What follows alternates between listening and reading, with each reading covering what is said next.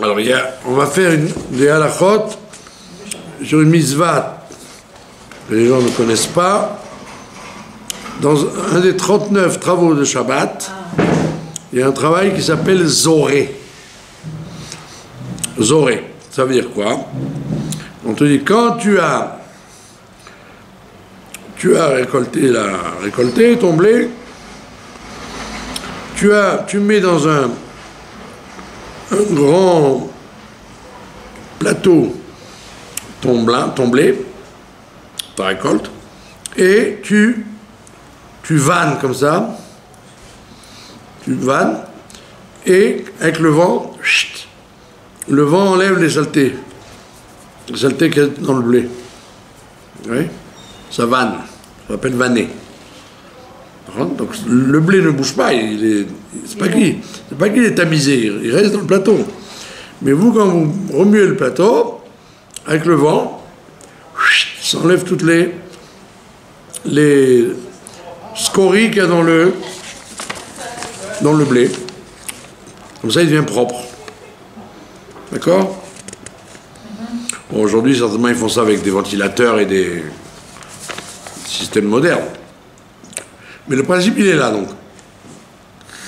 C'est d'utiliser le vent pour répandre, pour enlever du mal, du mauvais. Ça s'appelle vanner. Je n'ai pas compris, de toute façon, on n'a pas le droit de travailler. Non, mais des fois, quand tu as un truc que tu veux pas... Alors, est-ce que tu as vraiment... quel est le... Non, je sais pas, je me suis posé la question. Quel est le travail? Voilà, quel est le travail? Vous avez compris le travail de la Doraïta. D'accord? Donc, un exemple d'interdiction de vanner. Si tu as par exemple une assiette avec des cacahuètes, et les gens, il y a les pots qui traînent. Et toi, tu veux, au lieu de prendre cacahuète par cacahuète, tu souffles. Ouais, je me suis posé la question. Tu souffles pour enlever les pots. Ça s'appelle, c'est la mélacha de vanner. Vous avez compris? Vous avez fait un bureau, ça ressemble au travail de bureau, de trier. Vous avez trié le mauvais du bon, d'accord? Par le souffle, par l'air. Vous avez compris? Ça, on n'a pas le droit de faire ça Shabbat. Et vous auriez dit, qu'est-ce qu'il y a de mal? J'ai mon assiette de cacahuètes, il y a trop d'épluchures dedans, je souffle dessus, j'enlève. Interdit de faire ça. Deuxième cas de figure, tu as une mouche, un moucheron dans un verre, on a une soupe. Alors tu n'as pas le droit de l'enlever comme ça. Tu enlèves le mauvais du bon. Si on met de la soupe, c'est bon. Alors tu aurais pu dire, ben voilà, je souffle et comme ça, la mouche s'en va, elle s'évacue, elle va vers le bord de l'assiette. Et comme tu as soufflé pour la faire sortir, ça s'appelle la mélacha de Zoré. Alors on n'a pas le droit Zoré la roi. De souffler pour éloigner quelque chose. Voilà. On a le droit de souffler. Non. Pas le droit de souffler, ouais. On a le droit, il a dit. Non, je crois pas qu'on On n'a pas le droit, c'est ça le... Ah, on n'a pas le droit de Tous ces cas-là, c'est des cas de Issour. Vous avez compris? Moi, Bah, c'est souvent que c'est ça. Des fois, j'ai une miette. Des fois, il y a une petite fourmi comme ça, petite dans mon sidour. Je dis, mais d'où elle vient, ça, là? D'où elle vient? Non, là, c'est pas... Là, c'est rien, ça. Là, vous la chassez stam. Là, on parle d'enlever le bon du mauvais. Pour le consommer? À chaque fois, c'est le bon du mauvais. Quand vous vannez, vous voulez garder le blé, mais vous voulez évacuer le son. Ouais. Vous avez compris? On ne parle pas une mouche qui vous dérange, vous la faites partir, non. On parle que vous voulez enlever du mauvais, du bon, mais c'est pas avec la main, c'est avec le souffle. Autre cas, le Rama, il dit, par exemple, on n'a pas le droit de postillonner dans la rue, par exemple, Shabbat. Vous voulez faire ça, et le vent risque d'emporter votre postillon, et donc ça risque de se déposer quelque part. Le Rama dit qu'on n'a pas le droit de faire ça. Il y en a qui permettent parce qu'ils disent c'est pas. Par contre, c'est pas. Si c'est un crachat réel, vous avez le droit. Si c'est un postillon, il faut éviter parce que justement, ça vanne l'eau dans l'air. Ça entraîne l'eau dans l'air. Donc il y en a qui ne le font pas. D'accord? Mais par contre, si vous avez de la poussière sur votre habit, ou alors il y a de la poussière sur un livre, alors là vous avez le droit, parce que c'est pas que vous enlevez le mauvais du bon. C'est pas le livre, il n'est pas bon par rapport à la poussière.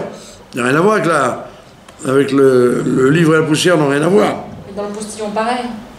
Pardon? Dans le cas du postillon, c'est la même chose. Le postillon, c'est lui-même qui est un problème. Et là.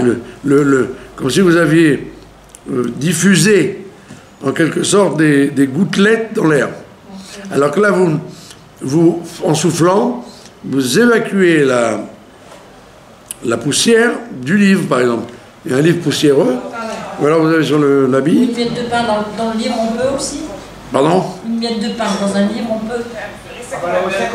Voilà, vous avez le droit, parce que c'est pas. Ça s'appelle pas le bon et le mauvais. C'est un corps qui n'a rien à voir, un corps étranger. C'est pas comme dans les cacahuètes, où c'est plus facile de manger si vous n'avez pas les épluchures. C'est comme le blé que vous avez trié. Là, vous ne triez pas. Vous enlevez une saleté. Alors, au lieu de l'enlever en secouant le vêtement, ça peut arriver, vous êtes frotté contre un mur où il y avait de la poussière, de la chaux. Alors, on vous permet, pour pas que la poussière s'intègre dans le vêtement, si vous faites ça avec une brosse, avec la main, ça risque de se coller dedans. Donc, on vous permet de souffler dessus pour que ça s'en aille. Oui, de la craie ou de la chaux, des choses comme ça. D'accord? Ça, on le permet. Autre cas de figure.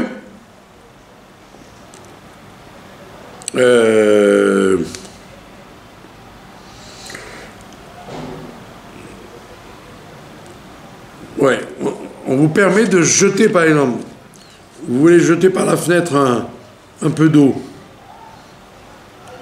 en faisant attention qu'il n'y ait personne qui passe. Vous avez le droit de jeter un peu d'eau par la fenêtre.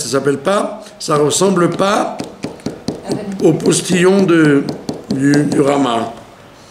Non, parce que là, c'est carrément des vraies gouttes qui vont tomber. C'est pas des suspensions. C'est pas des suspensions. Bravo. En même temps, il ne faut pas qu'il y ait de la terre en dessous. Bah, absolument. On parle dans le cas où il y a du goudron. Bravo. Vous avez un autre cas de figure. Vous avez un autre cas de figure. Le déodorant. Vous voulez faire mettre une bonne odeur dans les toilettes ou dans la maison. Ou vous-même, vous voulez vous mettre un déodorant.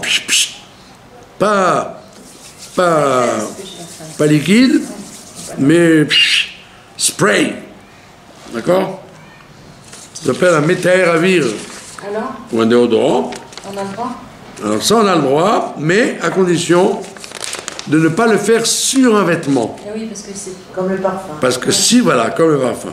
Parce que si on le fait sur un vêtement, ça s'appelle fabriquer une odeur qui va faire sentir bon le vêtement. Donc si vous le faites, il faut le faire directement sur les mains ou sur le corps. Et si c'est... Et dans l'air comme ça? Voilà, dans l'air aussi. On peut? Les poskim me permettent aussi. Parce qu'ils disent que, en vérité, c'est comme si vous aviez un liquide. C'est un liquide. c'est pas que vous avez fabriqué le liquide.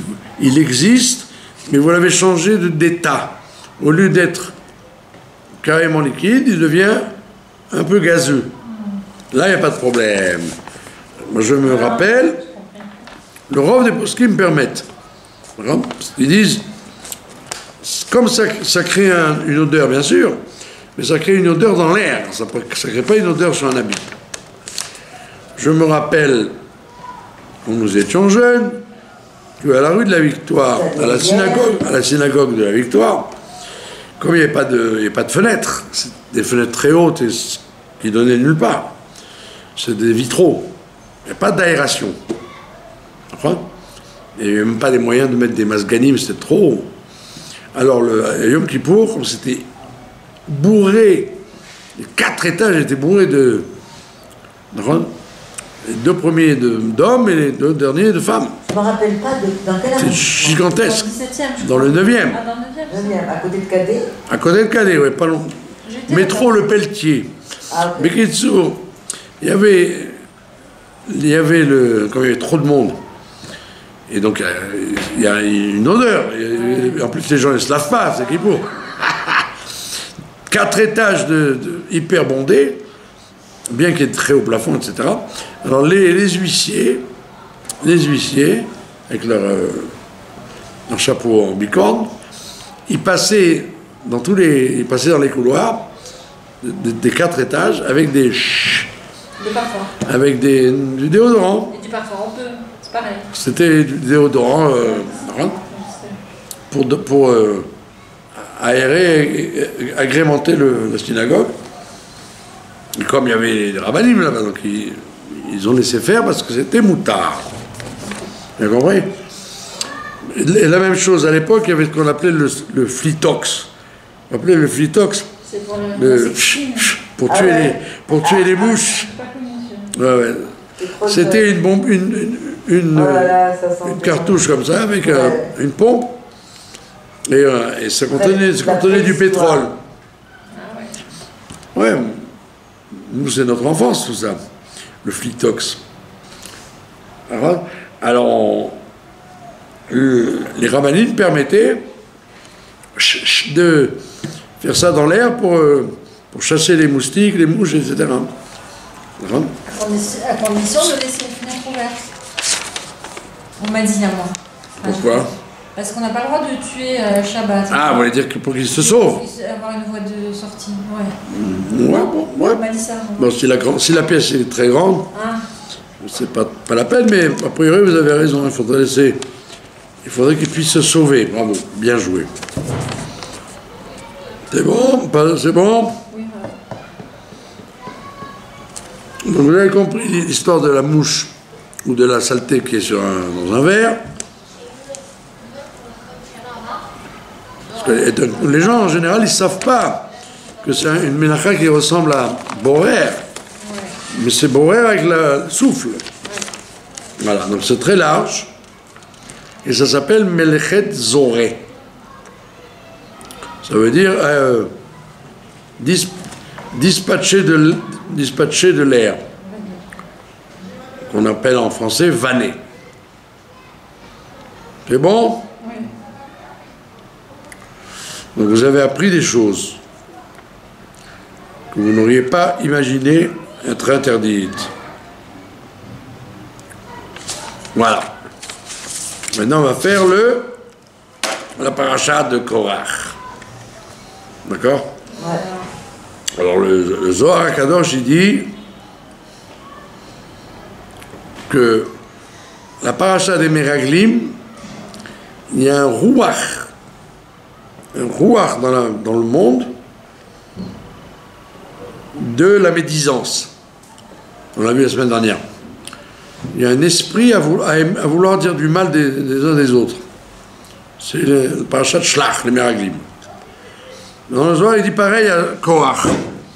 Quand arrive la parachat de Korach, il y a le roi de la machloket, de la dispute. D'accord? Il y a le roi de la machloket qui rentre dans le Ham Israël. Et il faut faire donc très attention à pas tomber là-dedans dans la semaine de de Korach. Comme dit le proverbe, les Baalei Hamoussar, ils disent en plaisantant, ce qui est écrit dans la paracha de Pinchas, Ubnei Korach lo metu. Les fils de Korach ne sont pas morts. En réalité, c'est un compliment. Pour dire là-bas, comme il avait vu que ses descendants, Shmuel Hanavi, ils descendent de Korach. Donc il a dit, si Shmuel est tellement grand, c'est pas possible que je me trompe moi. Parce qu'il est comparé à Moshe Aaron. Tellement grand cet homme-là, il descend de moi, donc je suis dans le bon chemin. Il n'a pas compris que tu peux avoir un grand monsieur qui a un descendant qui est un rachat, et tu peux avoir un grand tzaddik qui a un ancêtre qui est rachat. C'est pas obligé. De Terach est descendu Abraham. D'un rachat est descendu Abraham. Comme on l'a vu la semaine dernière, de Eglon peut descendre Ruth. Donc c'est pas une preuve du tout que c'est pas obligé que le bien donne le mal et que le bien donne le bien et le mal donne le mal. Ça peut être à l'envers. Donc il a fait un faux calcul. Et pourtant, il y a le proverbe Siman Abanim.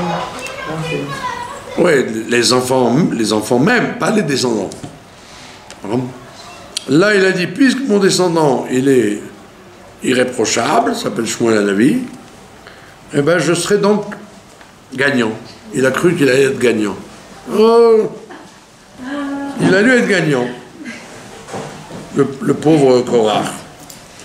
C'est affreux, ça fait de la peine en même temps. Ça fait de la peine. Alors, les Baalei Hamoussar, ils disent quand il y a écrit là-bas, les enfants de Korach ne sont pas morts, les Bnei Korach le mettent tout, nous on le comprend pour dire que ils ne sont pas morts parce que justement, il fallait que Shmuel il descende de là et que. Donc tout le monde n'a pas été tué dans la marloquette de Korach. Il y a eu des enfants, des bébés, des femmes, des enfants, en plus la richesse, tout est tombé dans une pente. La terre s'est ouverte et elle a englouti tout le monde. Mais il y a eu des enfants qui sont restés, qui ont été épargnés. Tout le monde n'était pas dans le complot avec le père. Vous savez quel âge il avait, Korach? Il avait 130 ans. On croit que c'est un jeune homme, alors que Moshe, il a 80 ans. Moshe n'a que 80 ans. Et lui, qui est un vieillard, avec une belle barbe blanche, qui est un prophète, d'une sagesse énorme, d'une intelligence remarquable, riche, 1 milliard. Donc il avait tout pour être heureux, cet homme-là. C'est incroyable. Voilà. Et donc lui, il disparaît, mais ses enfants ne sont pas morts. Alors les Baalei Hamoussar, ils disent que c'est une référence que la Torah nous donne.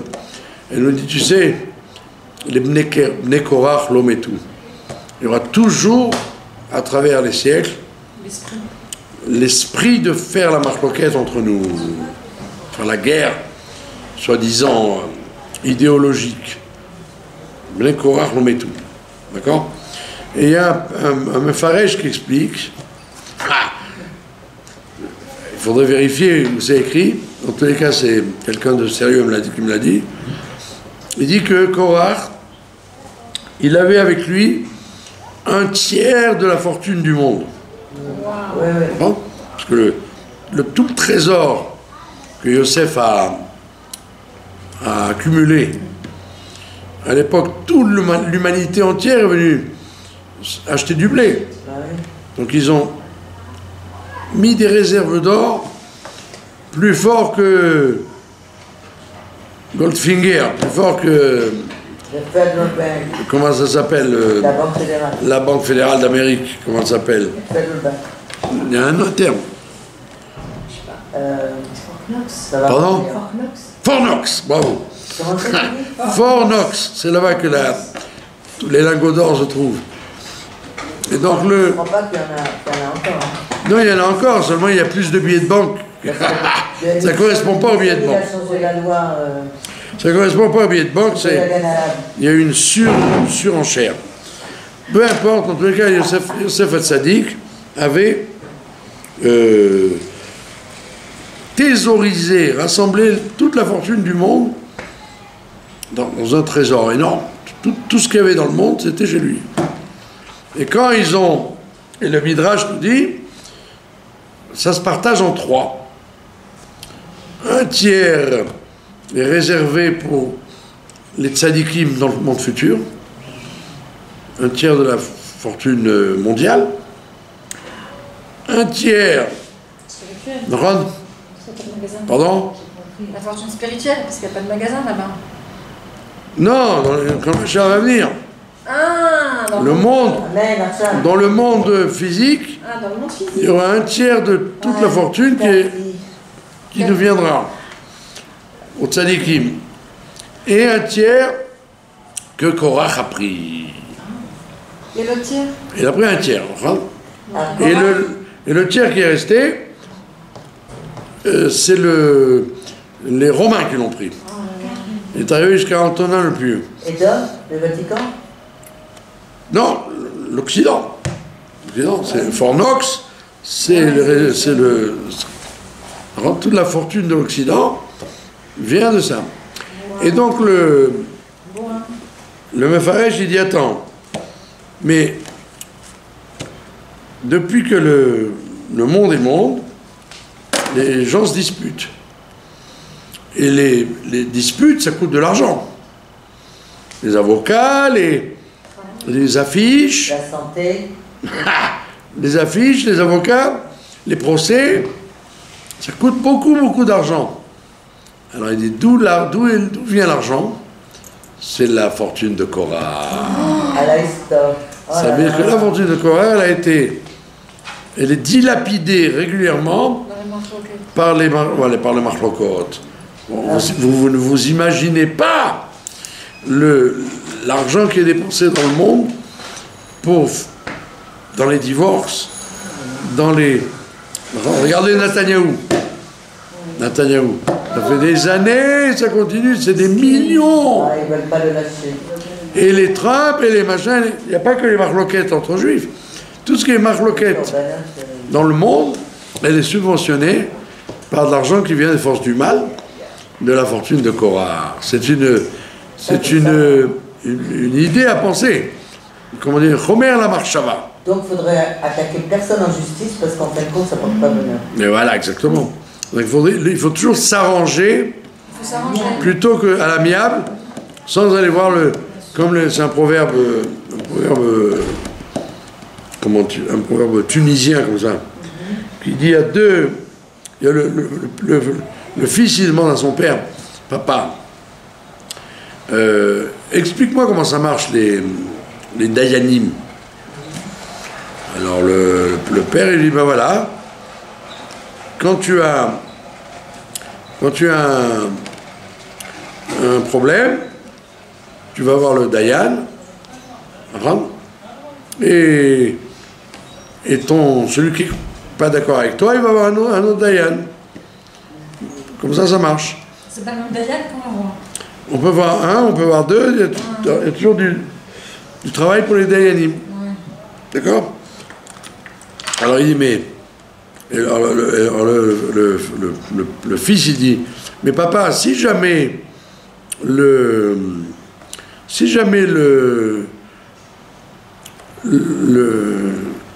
je m'entends avec le monsieur, alors qu'est-ce qui se passe avec le dayan?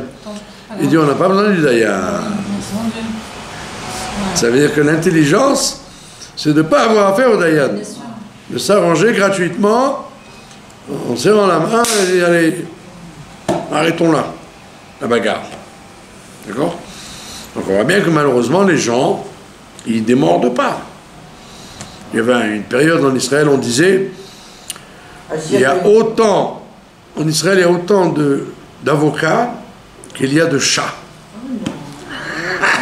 D'ailleurs, remarquez, il y a plein de chats en Israël, d'accord?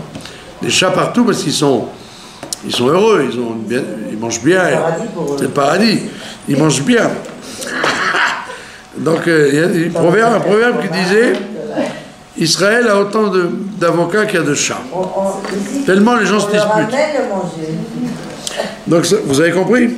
Il y a tellement de bagarres qu'il y a besoin des avocats et des avocats et des avocats et des avocats. Vous avez compris? Donc, maintenant, le Rav Yonatan Eibeshitz, il écrit beaucoup sur les Machlokot et il dit il habitait en Prusse. En Prusse et en Allemagne, etc. Un Rav très connu, Yonatan Eibeshitz. C'est lui qui avait démythifié Shabbatai Tzvi. Il a fait la guerre contre Shabbatai Tzvi. Et lui, il écrit beaucoup de livres. Et malheureusement, parce qu'il y a énormément d'antisémitisme en Europe à ce moment-là. Et dans tous ses livres... Hein? En ce moment-là, il y a toujours autant. Quand aujourd'hui? Qu'est-ce que vous mélangez tout? Parlez pour dire des choses intelligentes. Vous allez comparer ce qu'il y avait, les poursuites mortelles et compagnie. Ben oui. On ne parle pas des gens qui crient ou les journalistes. On parle de faits très graves. Et donc Bekitsour, lui, il dit là-bas, vous savez pourquoi il y a tellement de haine contre nous? Ça allait très grave, quoi. C'est des pogroms et des poursuites et où ils expulsaient carrément les juifs en Europe, dans plein de pays. Et parce qu'il y a trop de machlokot. Et sans arrêt des machlokot. Entre juifs? Entre juifs, oui, c'est ça. Ça fatigue, hein. On ne parle pas de machlokot injustifiés. Parce qu'on a le droit de faire des machlokot dans la vie. On ne pense pas toujours la même chose les uns les autres. Les hommes, les femmes, les élèves, les maîtres. On a le droit d'avoir des opinions différentes. Alors il dit là-bas, on doit tester si la machloket elle est cachère ou pas. Il dit dans les Pirkei Avot, c'est écrit, Ezeu machloket chez le Shem Shamaï, c'est la machloket entre Hillel et Shamaï. Entre Hillel et Shamaï. Quelle est la machloket qui n'est pas le Shem Shamaïm? C'est la machloket de Korach et de son groupe. D'accord? Déjà, le Barthénoa et les autres posent la question. Attends, mais tu me dis Hillel Veshamay, et là tu me dis Korach Vechol Adato. Tu aurais dû me dire Korach et Moshe. Tu me dis Korach Vechol Adato.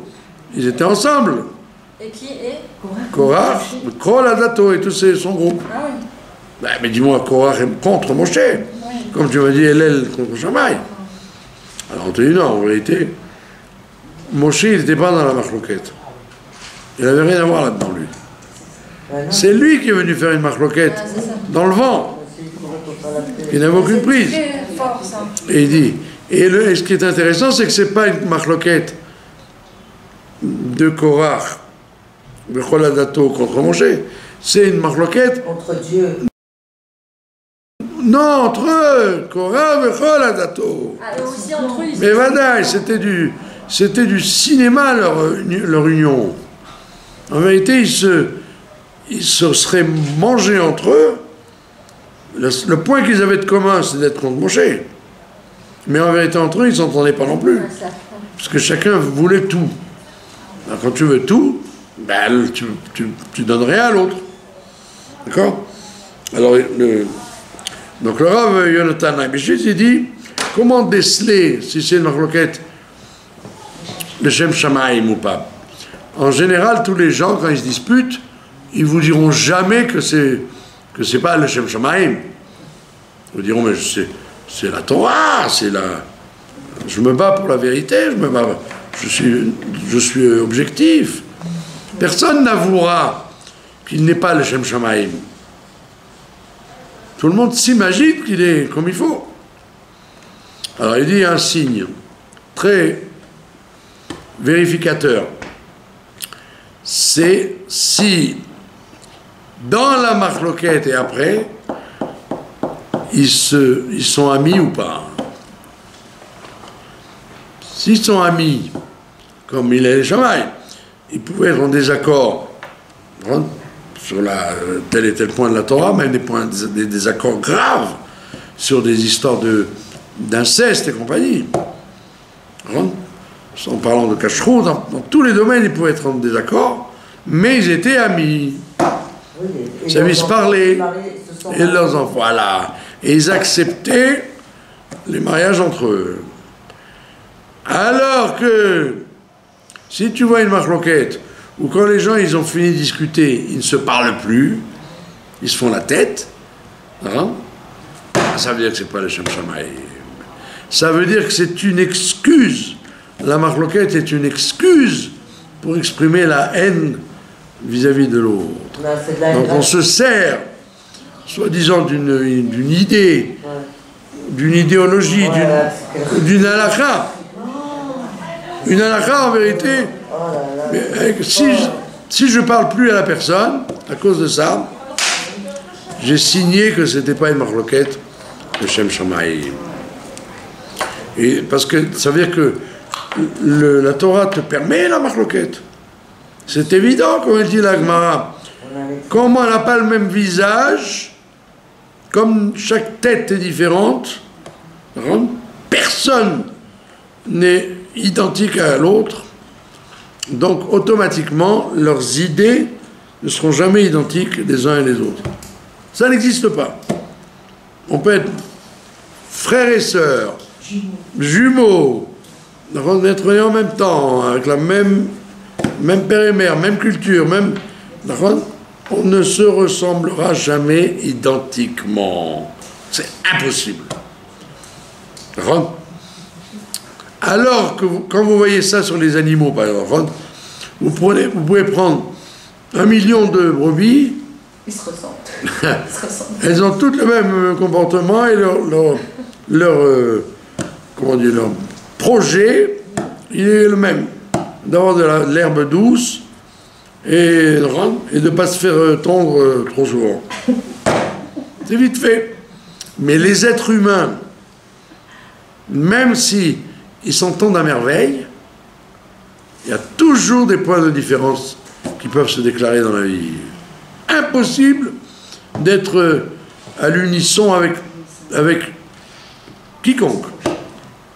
Donc ça veut dire que c'est la nature humaine d'être basée sur la marloquette. C'est pas une chose, comment on dit, nouvelle. La preuve, c'est que dès que le monde a été créé, il y a eu la marloquette. Entre Caïn et Abel, entre Adam et Chava, entre le serpent et Dieu. Il y a toujours une différence d'opinion et de point de vue. Donc ne t'étonne pas.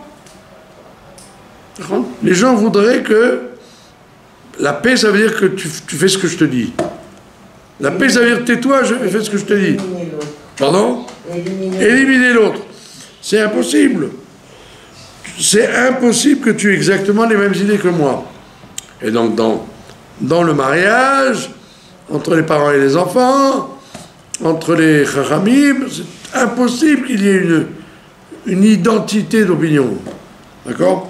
Alors déjà, élimine les problèmes de goût et de couleur.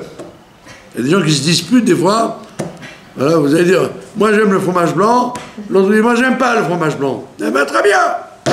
On s'en fout. Il y a des gens qui se disputent là-dessus. Mais comment tu peux aimer ce vêtement? Eh ben voilà. Donc élimine déjà cet énorme choix de la vie qui s'appelle les goûts et les couleurs. D'accord? Comme quelqu'un il dit ah c'est pas bon ça. Ne dis pas c'est pas bon, on dit je n'aime pas.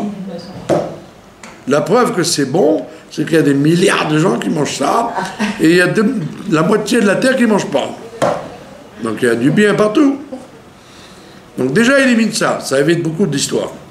Quand les gens se disputent sur des habits, sur des musiques, sur des rabbinim, sur le temps. Ah, il fait bon aujourd'hui. Ah non, il fait chaud.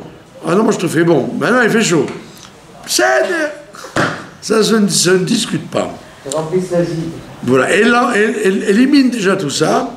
Tu as beaucoup de marloquettes économisées. D'accord? Moi, je connais des couples qui se disputent. Ils se disputent pour la couleur de la machine à laver ou la couleur de la... Mais là, je t'ai dit, je veux pas... Donc tout ce qui est goût et couleur, c'est déjà à éliminer. Mais et maintenant... Ça, c'est un commentaire de Rachid que vous avez dit sur la marloquette ou quelqu'un d'autre? C'est du Rav Yonatan et Abeshitz. C'est lui qui a dit ça. Maintenant,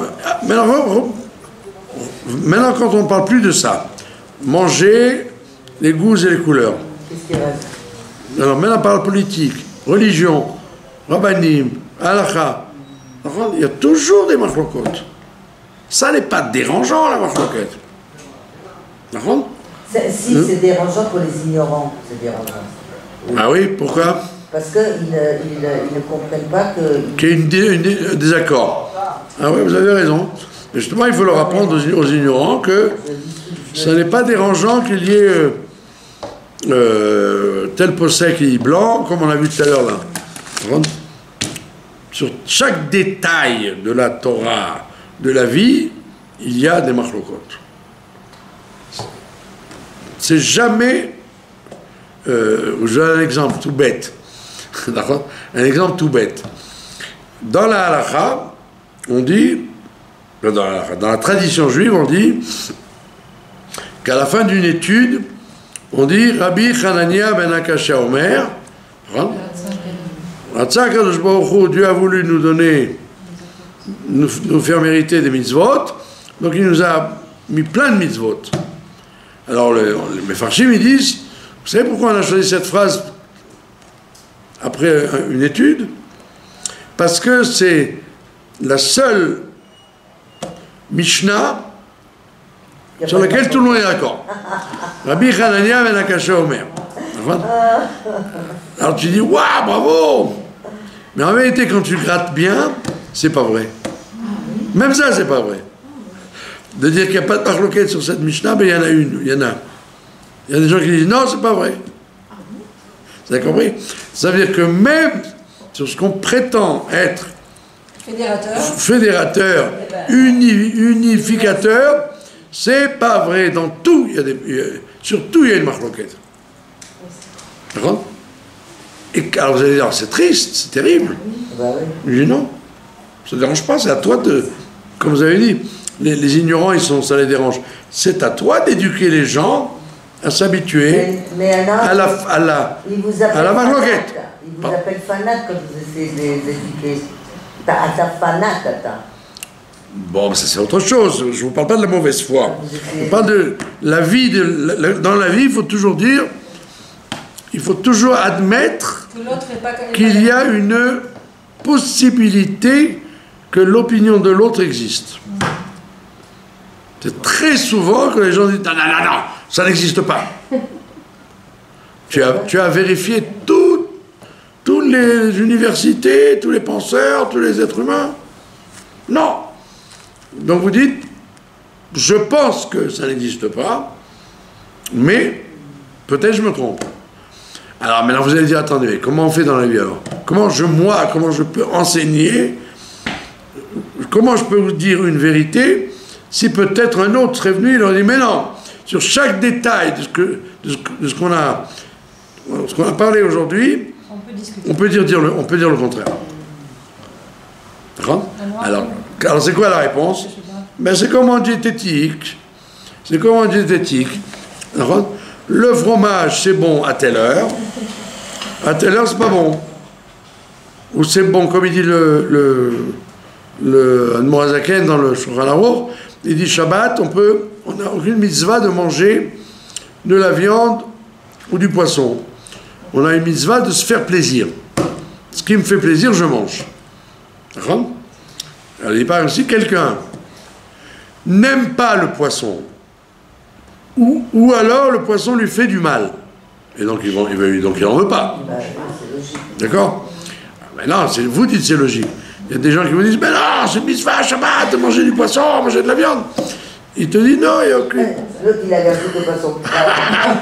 Il n'y a aucune mitzvah, pour deux raisons. Soit parce que tu n'aimes pas la chose, ou soit parce que la chose te fait du mal. D'accord? Alors maintenant, chaque individu, il y a des gens qui ne supportent pas la viande, et il y en a qui aiment beaucoup la viande. D'accord? Donc ça veut dire que dans l'enseignement, que ce soit la Torah, la halakha, etc., chaque chose a sa vérité à un moment donné. Ça veut dire que si quelqu'un vient maintenant, il vous fait le même cours que moi, il va vous dire d'autres choses complètement différentes. Ça voudra dire que j'ai tort et qu'il a raison, ou qu'il a raison et que j'ai tort.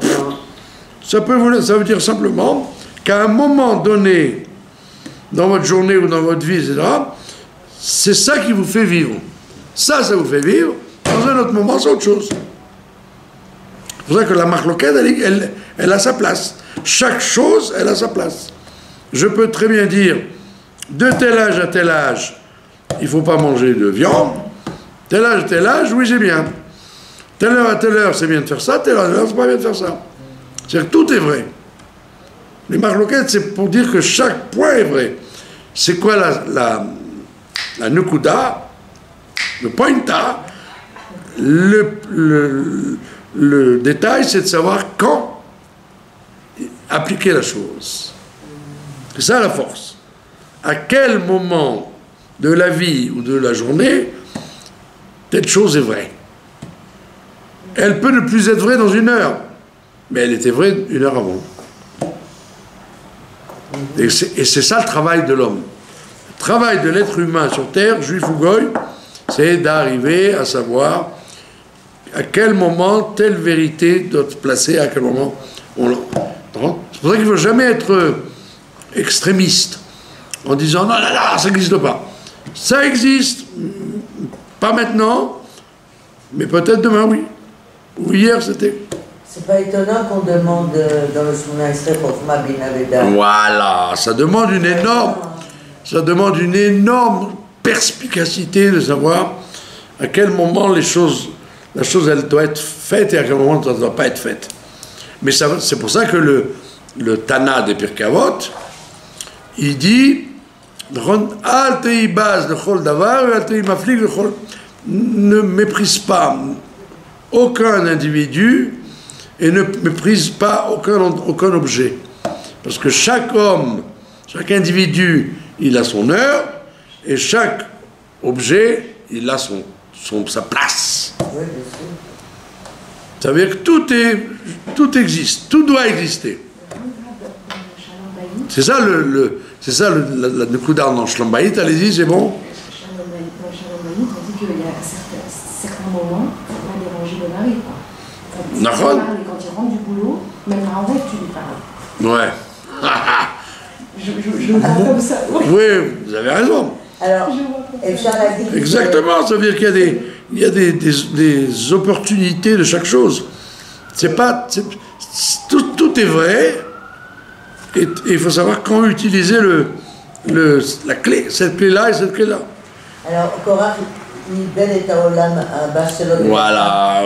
Donc Korach, comme il dit, Il a perdu son âme là-bas.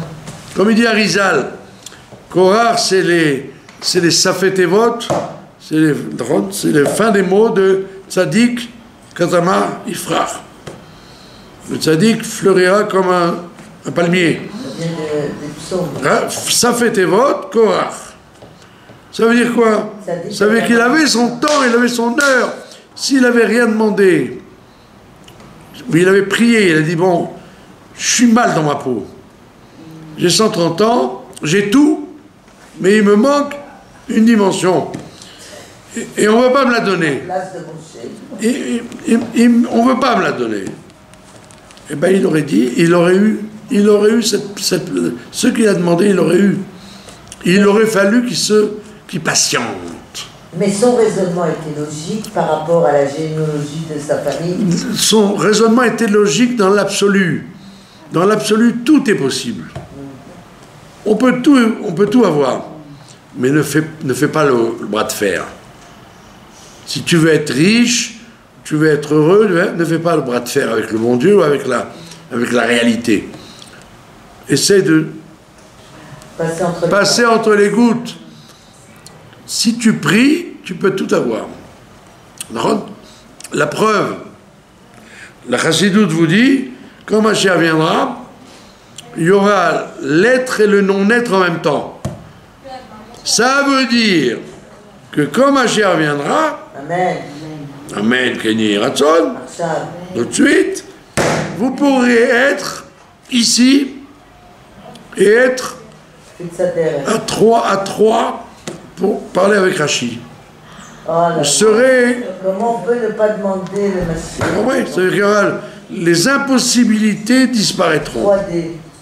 Vous connaissez cette blague? Jésus, c'est une blague. Il est avec les apôtres. Pourquoi je vous dis que c'est une blague? Parce que ce n'était pas une blague en vérité. C'est un midrash. Oui, il est avec les apôtres et il lui met une tête comme ça. Alors, il leur dit, peu importe, Paul ou Pierre, je sais pas qui, il dit, va voir dehors si j'y suis. Il est sorti et il y était. Alors les gens ils disent c'est une blague.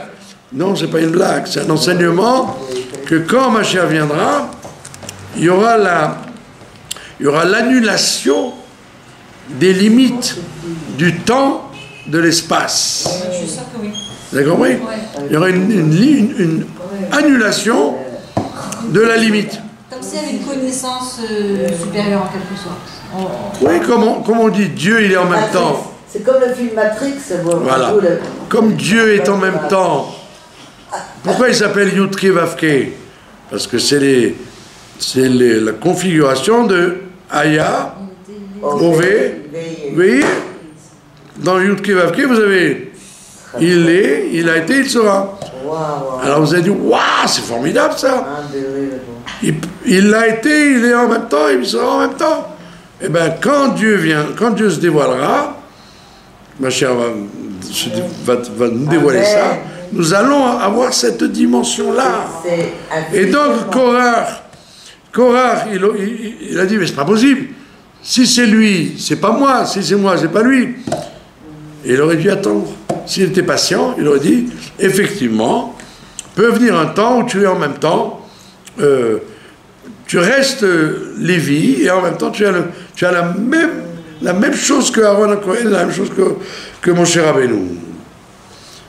Prends simplement, prends le temps. Ne brusque pas les choses. Regardez je vous en ai parlé déjà plusieurs fois.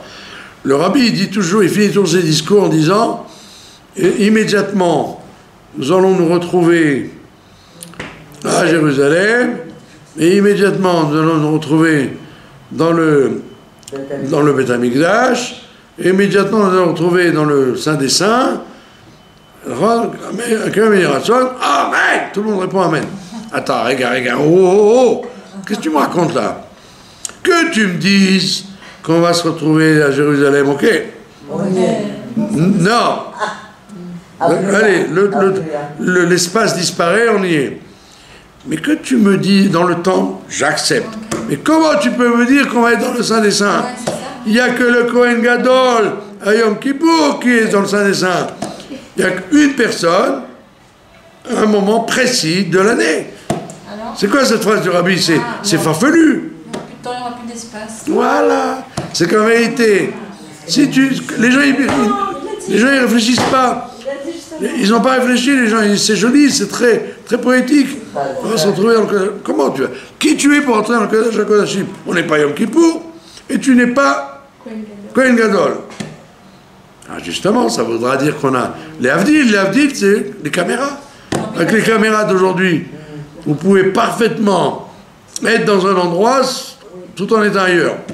D'accord? C'est ce qu'on appelle les 3D, quoi. Vous arrivez à une dimension où l'espace et le temps ne dérangeront plus. C'est ça la marloquette de Kohar. On est très proche. Hein. Mais on sera peut-être. Mais je rate Hachem, vous avez compris? Il y aura peut-être, s'il n'y a plus d'espace, il n'y a plus de temps, il n'y aura peut-être plus de matérialité. Mais Non, la matérialité ne gênera pas. C'est ça le problème, ça ne gênera pas. Ça veut dire que vous pourrez traverser ce mur et vous retrouvez de l'autre côté. Ils l'ont fait déjà. Bah oui. Ils l'ont fait. Dans les laboratoires, ils le font. Ouais. Ils transfèrent la matière d'un... Ouais. C'est gardé très secret. Mais voilà, tout est gardé secret, mais ça existe. La matière se décompose et elle se recompose, identique. Donc c'est ça la marloquette de Kohar. C'est pour ça que le rabbi dit, c'était pas malsain la marloquette. Il voulait avoir le tout. C'est que le tort qu'il a eu, c'est qu'il n'a pas su attendre son temps.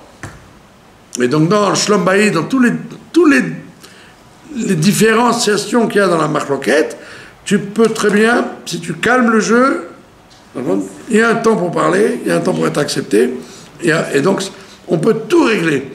Ça s'appelle le shalom. Shalom, ça ne veut pas dire détruire l'autre, imposer moi et tuer l'autre. Non, le shalom, ça veut dire... Shalom, c'est le nom de Dieu. Ça veut dire on peut s'arranger. Et pour s'arranger, il faut se brancher. Il faut se brancher à la même longueur d'onde. À la mesure de l'autre. Voilà. Ouais, bah oui, Donc vous voyez que la paracha de Korah, c'est une paracha extrêmement messianique. Incroyable. J'ai une question. Il fallait avoir la Emouna pour y croire. Rav, j'ai une question par rapport à... Parlez plus fort. Korah, il a vu que ses descendants allaient être un grand navire. Ouais. Alors, j'ai un problème, c'est par rapport à la Géoula, où il s'est mis par rapport à ça, parce qu'il n'y croyait pas, puisque c'était si loin que ça, son descendant, il ne croyait pas à la Géoula immédiate. Exactement. Exactement, la marloquette Kohar, c'est de nier la capacité de faire fi du temps et faire fi de l'espace. Tu peux très bien raccourcir tout ça. Quand tu dis un jour viendra où, ben, s'ils avaient voulu, ce jour-là, ce serait ce jour-là où ils ont parlé. C'était pas obligé de traîner encore 3000 ans. Ça aurait pu se faire tout de suite. Donc si tu vis dans la Géoula, comme on dit, eh ben tu vis déjà dans le Shalom. Oui, dans la... C'est une question de disposition, comment tu... Oui, tu dépasses la limitation que tu crois avoir. Parce que tout le monde se met dans la tête qu'on ne peut pas. L'autre abruti, là, Obama, c'était sa campagne. Yes, we can. Oui, on peut. Alors, et ça leur a plu, les gens. Oui, on peut. Ben, il est bien caché. C'est du cinéma, parce que c'est pas vrai, les démocrates ne peuvent rien. Mais dans le fond, oui, je peux, ça veut dire que c'est l'individu doit pouvoir. C'est pour ça que dans le... C'est personnel pour lui, puisqu'il a dépassé les lois des États-Unis. Non, mais tu ne peux pas être président des États-Unis si tu n'es pas né aux États-Unis. Et lui, il n'est pas né aux États-Unis, il est devenu président 2 fois. Donc, yes, we can pour lui. Yes, we can. Donc, ça veut dire que quand vous avez affaire à quelqu'un en face, quand vous avez affaire à quelqu'un, il faut toujours lui dire c'est possible. Si quelqu'un est persuadé qu'il sera toujours médiocre, pas d'argent, pas de Shlom Bayit, pas de ci, pas de ça, eh ben il se met dans la box. Il se restreint. Il se met dans la boîte. Alors que s'il pense que non, il n'y a aucune limitation réelle, l'individu, il a de l'infini en lui. C'est de l'optimisme. Comme il a de l'infini en lui, donc il peut sortir de ça. Faut être optimiste. Sortir de la boîte, comme on dit. Sortir de la boîte. Donc c'est ce que n'a pas voulu faire Kohar, et c'est C'est pour ça que juste après, si vous avez lu la paracha, après il y a les 24 cadeaux qu'on donne aux Lévi, aux Cohen. On donne des cadeaux, des cadeaux, des cadeaux, des cadeaux. Ça veut dire que lui croyait que les choses étaient limitées, c'est pessimiste. Sa conception, elle est pessimiste. Je suis Lévi, je suis coincé, bah voilà, il y a un mur. Et la Torah te dit non, il n'y a aucun mur. Il y a des limites, parce qu'il faut bien qu'il y en ait, mais en vérité, on peut en sortir comme on veut des limites. Quand on veut et quand on y croit. Par contre, si tu n'y crois pas, évidemment, tu ne pourras jamais sortir des limites. Par contre, ça veut dire qu'il y a c'est l'homme qui décrète, comme il dit le Rambam dans les lois sur la Teshuvah, c'est l'homme qui fait son chemin. Et le Rambam, il te dit bien que il dit, il n'y a que la Bchira Chofshit.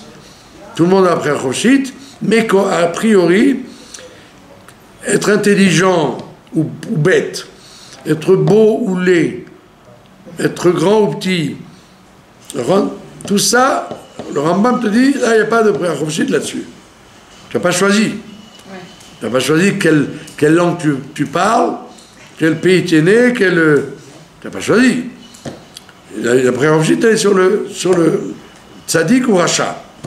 Mais en vérité, la Chassidut te dit, même ça, c'est pas vrai. D'être grand et petit et d'être beau et vilain, même ça, tu peux aussi changer. Même ça, tu peux changer. Ça veut dire que si tu es laid, bah peut-être ça va être très utile dans la vie d'être laid, parce que il y a des occasions où on a besoin de jambon et toi on ne prendra pas. Ouais, dans un film. Et les gens intelligents, on ne te prendra pas. On a besoin d'un imbécile, etc., etc. Donc ne dis pas. Il n'a pas son moment. Voilà. Tu as ton moment, et si tu as besoin, on te fera changer complètement. Tu seras beau aux yeux de ceux qui ont besoin que tu sois beau. Alors toi, tu dis, je suis laid. Je suis pas beau. Ça veut dire que chaque individu peut trouver son heure et sa vocation, et à ce moment-là, le monde change. Donc il aurait suffi le monde change. Donc il aurait suffi juste pour Korach d'être patient. Voilà. Et il aurait dû dire à Moshe, écoute, j'ai un bug. J'ai envie de ça, et je ne l'ai pas eu. Et Moshe lui aurait dit, bon, tout va s'arranger. Don't worry. Ce que je ne comprends pas, c'est que quand même Korach, il était Barama. Il savait que c'est Hachem qui a décidé ça. Non, mais non, il a dit que non. Il a dit c'est Moshe qui fabrique son problème, son programme. Il n'a pas eu la émotion. C'est Akadosh Baruch Hu qui a choisi que Moshe. Non, il dit non. Dieu t'a parlé au Sinaï, c'est vrai, mais tout le reste, on n'a aucune preuve. Parce que la preuve, tu t'es fait roi, ton frère Kohen Gadol, tu t'es arrangé des jobs. Donc, on n'a aucune preuve. Dieu n'a pas parlé à tout le monde quand il a dit... il a parlé à Moshe, Aaron sera le Kohen Gadol. En fait, donc tu pouvais très bien, tu peux arriver à ce degré de dire il blague. En anglais, on dit greedy, je ne connais pas le mot en français. Il était greedy. C'est-à-dire que ce n'était pas suffisant ce qu'il avait voulu plus. Mais on a le droit, c'est pas... C'est normal qu'on veuille plus. Mais il aurait fallu qu'il accepte sa condition ou pas? Voilà, s'il avait accepté sa condition, il aurait eu l'embellie de sortir de sa condition. S'il accepte sa condition, il aurait pu se dépasser quand même. Dieu lui aurait donné un cadeau d'être le plus grand des Lévi'im, le plus grand des prophètes, le plus grand que tout le monde. Mieux que tout le monde. Voilà, donc de là vous apprenez qu'il faut être extrêmement patient, extrêmement confiant, et surtout de savoir qu'il n'y a pas de limite dans le monde. C'est l'homme qui se limite à l'origine. Il se fabrique lui-même. Il se disqualifie par son pessimisme. Voilà, donc Yiratzon, Oh là là. Bezrat Hashem, que nous soyons au niveau de penser que Dieu peut tout et donc, comme il peut tout, donc il peut nous donner tout aussi. Mais bien sûr, mais il faut juste qu'il veuille. Il faut juste que l'homme veuille. Si l'homme veut, alors il peut tout avoir.